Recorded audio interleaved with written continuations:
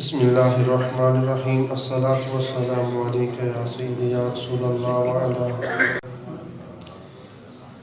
الصلاة والسلام علیکہ یا نور اللہ وعلا آلکہ و اصحابکہ یا خاتم النبیین۔ معزز برادران اسلام، یہ جو ہم اتنی کوششیں کر رہے ہیں، تقریریں، واعظ و نصیحت، حضور کے فرمان، سپیکر کھول کے، سپیکر تو الگ، مسجد کے اندر پروگرام، جتنے بھی یہ پروگرام کرا رہے ہیں انہیں بھی صرف اور صرف رابطی رضا اور معاشرے دی اصلاح واسطے کہ اسی اپنے نبی پاک صلی اللہ علیہ وسلم دی زندگی جڑی اس نو ویکھیے انہوں نے کیویں گزاری ہے، جڑیاں ساڈے اندر خامیاں انہوں نے ختم کری، اور کوئی مقصد نہیں ہے بس سپیکر کھول کے کسی نے تنگ کرنا ہے یا دعانے تے دوڑی نیندر جڑی ہو قربان کرا کے تنگ کرنا ہے، ایسی نیت ہی نہیں ہے، صرف اور صرف دین اسلام دی تبلیغ مقصد ہے۔ تو اللہ تعالیٰ ساڈا سب دا سننا سنانا قبول فرمائے، اور ادھا اثر بھی ہے، ادھے حوالے نال تبدیلیاں بھی ہیں، دوجے لوگ نہیں ساتھ اپنے لوگ کی گل کر رہے ہیں۔ کل ایک نمازی کہہ رہا سی کہ میں روئی آئے نماز پڑھی ہوتے رمضان دے مہینے بھی صرف 2 نمازی مسجد دے اندر، وڈی مسجد تے 2 نمازی، یعنی اعلان کری دا مسجد دے اندر آ کے نماز پڑھو۔ ایک کل نمازی دستا پہ تھی کہ میں اگے ساری نمازاں گھر پڑھتا، یہ سٹیشن دا بنتا، گل کرنا کوئی تنقید نہیں بلکہ بطور اصلاح۔ وہ کہہ رہے تھے جدوں دا میں سنیا سپیکر جدوں تھا کہ مسجد دے اندر ادا کرنی، جڑا گھر پڑھتا ہے جماعت تو بغیر جان کے آتوں مجبور ہے تو دی نماز دا انہوں ثواب بھی کنو پیدا۔ میں ادھوں دا گھرے آئے میں آکھیا میں اگو تو ایتھے نہیں پڑھنی، جیتے پڑھی تو پھر ثواب بھی کنو، میں مسجد دے اندر جا کے پڑھنی ہے، اور ادھوں دا میں آکے مسجد دے اندر ہی ادا کر رہا نماز۔ تو مسجد کی فضیلت حضرت سیدنا عثمان غنی رضی اللہ تعالیٰ عنہ راوی ہیں، آپ فرماتے ہیں کہ حضور نبی پاک صلی اللہ علیہ وسلم نے ارشاد فرمایا کہ جس نے اللہ کی رضا کے لیے اللہ کا گھر بنایا، اللہ تعالیٰ اس کا گھر جنت میں بنائے گا۔ متفق علیہ حدیث ہے، ہر حدیث کی کتاب میں یہ موجود ہے۔ تو آگے حضور نبی پاک صلی اللہ علیہ وسلم نے فرمایا مسجدیں بناؤ اور انہیں صاف بھی رکھو، ان کی صفائی کا بھی خیال رکھو۔ تو کوشش کرنی چاہیے ہمیں اللہ کے گھروں کی صفائی کا بھی خیال رکھیں۔ تو اس کے ساتھ سیدنا ابو ہریرہ رضی اللہ تعالی عنہ راوی ہیں، آپ فرماتے ہیں کہ حضور نے ارشاد فرمایا جو شہر ہوتے ہیں ان میں جو اللہ کی پسندیدہ جگہ ہے وہ مسجدیں ہیں، یعنی شہر ہے پورا بستی ہے، اس میں گھر ہیں لوگوں کے، اور بھی یعنی دکانیں ہیں، بازار ہیں، تو سب سے زیادہ اللہ اور اس کے رسول کو جو محبوب جگہ ہیں شہروں میں وہ مساجد ہیں، مسجدیں ہیں، اور جن کو سب سے زیادہ ناپسندیدہ کہا گیا ہے وہ بازار کی جگہ ہے، بازار والی جگہ وہ اللہ کے محبوب نے بھی ناپسند فرمایا ہے۔ تو حضرت انس رضی اللہ تعالی عنہ راوی ہیں، آپ فرماتے ہیں کہ نبی پاک صلی اللہ علیہ وسلم نے ارشاد فرمایا کہ میری امت کے اعمال میرے سامنے پیش کیے جاتے ہیں، حتیٰ کہ ان اعمال میں وہ عمل بھی ہوتے ہیں کہ ایک بندہ مسجد جو تنکا گاندہ چاہتا ہے، چھوٹا جا تنکا، وہ بیر پھینکتا ہے اٹھا کر صفائی کا خیال رکھتے ہوئے، تو اللہ تعالیٰ اس کا بھی صلہ اسے عطا فرماتا ہے، ایک تنکے کو اٹھا کر جو بیر پھینکتا ہے۔ تو اسی طرح اسی حدیث میں فرمایا کہ یعنی وہ گناہ وہ بھی میرے سامنے امت کے پیش کیے جاتے ہیں، میں دیکھتا ہوں تو ان میں وہ بھی گناہ ہے جو بڑا گناہ، ایک بندے کو ایک آیت جو ہے قرآن کی ملتی ہے، وہ سیکھتا ہے کسی طریقے سے، اس کے پاس یعنی اس نے یاد کر لی، یا ایک سورت اور وہ اسے ضائع کر دیتا ہے، بھلا دیتا ہے، تو یہ بھی بڑا ایک گناہ ہے۔ جو قرآن ملے اسے جو ہے وہ بھلانا نہیں چاہیے، اسے یاد رکھنا چاہیے۔ تو نبی پاک صلی اللہ علیہ وسلم نے فرمایا کہ اے صحابہ جب جنت کے باغوں کے قریب سے گزرو تو ان میں سے کچھ نہ کچھ جو ہے وہ پھل کھا لیا کرو۔ جب جنت کے باغوں کے قریب سے گزرو تو صحابہ کرام نے عرض کی کہ یا رسول اللہ جنت کے باغ اس دنیا میں کون سے ہیں؟ تو نبی پاک نے فرمایا کہ جو مساجد ہیں، جو مسجدیں ہیں، یہ دنیا میں اللہ کے جنت کے باغ ہیں،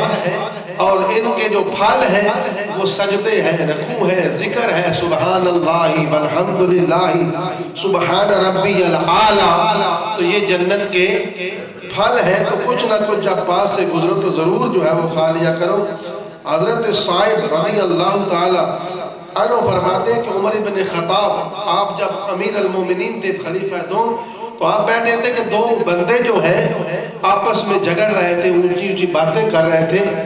تو عمر بن خطاب نے ان کو بلایا اور بلا کر کہا کہ تم کہاں کے رہنے والے ہو؟ انہوں نے کہا کہ ہم طائف سے آئے ہیں، طائف جو شہر ہے جو سعودی عرب کا،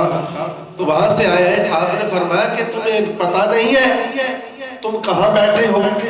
تمہیں رسول اللہ کی مسجد کا حیا نہیں ہے اور اتنی اونچی باتیں کر رہے ہو؟ تو لہٰذا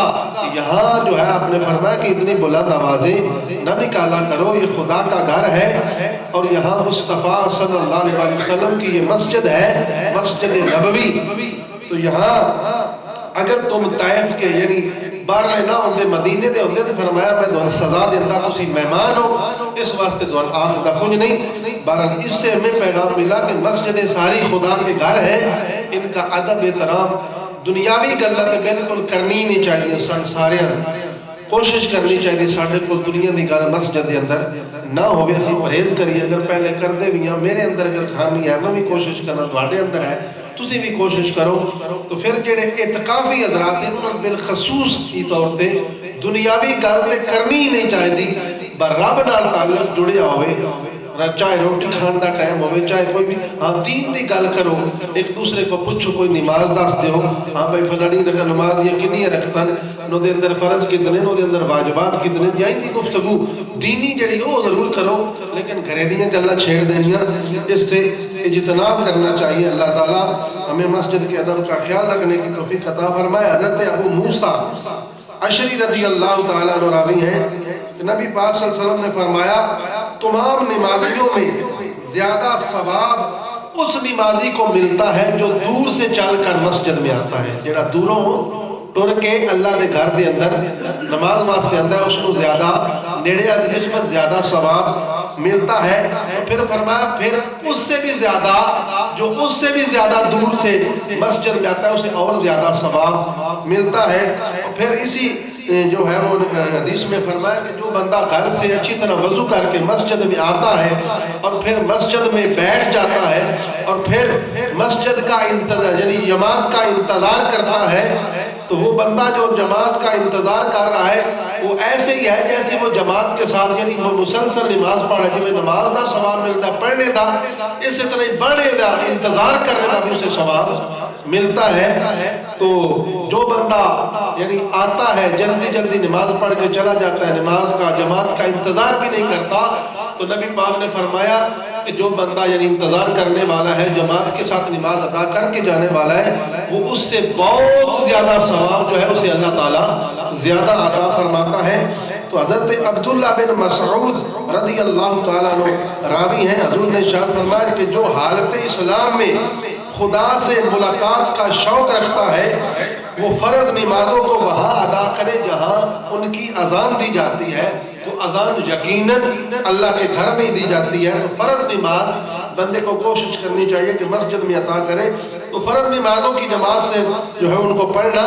سنت مؤکدہ ہے۔ سنت مؤکدہ کو جو مسلسل چھوڑے وہ سخت گناہگار ہوتا ہے، کبھی کبھار ہو جائے تو ایسا کچھ نہیں ہوتا، گناہ نہیں ہوگا، لیکن جو روٹین بنا لے تو اگر تم نے گھروں میں نماز پڑھی تو تم تارک جماعت ہو، جماعت کو چھوڑنے والے ہو، حضور نے ارشاد فرمایا۔ اور اگر تم نے سنت رسول کو چھوڑ دیا تو پھر تم اپنے نبی کی سنت کو تم نے چھوڑا اور اس کی وجہ سے تم ہلاک ہو جاؤ گے۔ جو شخص اچھی طرح وضو کرتا ہے اور مسجد کی طرف چلتا ہے، اللہ تعالیٰ اسے ہر قدم کے بدلے نیکیاں عطا فرماتا ہے، ہر قدم کے بدلے اللہ تعالیٰ اس کے گناہوں کو معاف فرماتا ہے اور ہر قدم کے بدلے اللہ تعالیٰ اس کے درجات کو بلند فرماتا ہے۔ تو اس لیے آگے جو ہے ایک صحابی رسول جو ہے مسجد نبوی کے قریب جگہ خالی ہوئی تو انہوں نے ارادہ کیا کسی نے صحابہ کے سامنے خیال اپنا ظاہر کیا کہ میرا گھر بڑا دور ہے، لہذا میں اتنے مسجد نبوی دی جڑی جگہ خالی ہوئی ہے اتنے نال یعنی میں اپنا گھر دی جگہ جڑی خرید لینا ہے تو جب نبی پاک صلی اللہ علیہ وسلم کو اس بات کا پتہ چلا تو اللہ کے نبی نے فرمایا تو یہ ارادہ چھوڑ دے، جہاں تیرا گھر ہے وہاں ہی تیرا گھر ہے، مجھے علم نہیں کہ جتنے قدم چل کے آئے اللہ تعالیٰ اتنے گناہوں کو معاف فرماتا ہے، درجات کو بلند فرماتا ہے، تو جتنا گھر دور ہے اتنی زیادہ اللہ تعالیٰ اس کا ثواب عطا فرماتا ہے۔ حضرت ابو امامہ رضی اللہ تعالیٰ عنہ راوی ہیں، آپ فرماتے ہیں کہ خوشخبری سنا دو ان کو جو اندھیرے میں چل کر اللہ کے گھر میں آ کر مسجد نماز ادا کرتے ہیں، ان کو کیا خوشخبری ہے؟ ان کو خوشخبری یہ ہے کہ اللہ تعالیٰ قیامت والے دن ان کو نور کے ممبروں پر بٹھائے گا۔ یعنی قیامت والے دن ہر بندہ پریشان، باپ بیٹے تو نہ سرے، بیٹی ماں تو نہ سرے، دوست یار یارہ تو پہ نس دے اسن اپنی اپنی پہ ہو دی، تو اللہ تعالیٰ ان لوگوں کو جو اندھیروں میں چل کر اندھیرے میں راستہ خطرناک ہے تو وہ چل کر آتے ہیں اللہ کے گھر میں، تو اللہ تعالیٰ انہیں نور کے ممبروں پر بٹھائے گا۔ تو پھر مسجد حرام جو ہے، جو خانہ کعبہ ہے، جو قبلہ ہے ہمارا، اس میں ایک نماز ادا کرے تو 1,00,000 نماز کا ثواب ملتا ہے۔ اور اسی طرح جو ہے مسجد نبوی شریف جو ہے اس میں ایک نماز ادا کرے تو 50,000 نمازوں کا ثواب ملتا ہے۔ تو یہ نسبتیں ہیں جو اللہ اور اس کے رسول کے ساتھ ان مساجد کی نسبتیں ہیں۔ اسی طرح مسجد اقصیٰ میں جو نماز ادا کرتا ہے اسے بھی 50,000 نمازوں کا ثواب ملتا ہے، اور جو جامعہ مسجد اس کا بھی ثواب ہے۔ اللہ تعالی ہمیں مسجد کا تقدس احترام کرنے کی توفیق عطا فرمائے، اور مسجد کی خدمت، مسجد کے جتنے بھی معاملات ہیں ان میں حصہ لینے کی جو ہے وہ کوشش کرے۔ بعض لوگ ہوتے ہیں وہ مساجد میں بھی انتشار پھیلانے کی کوشش کرتے ہیں، مسجد جو نہ کوئی افراتفری مچی رہے، ساڑھے معاشرے دے اندر بھی بعض مسجدوں دے اندر شرارتاں شیطان بازیاں، بندہ جو ہے وہ عقل والا ہے، اشرف المخلوقات میں ہے، ان دی کوشش نہ کرے کہ میری وجہ تو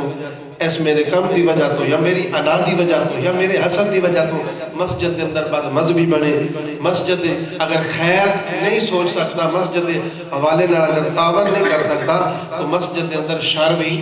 نہ پھسائے،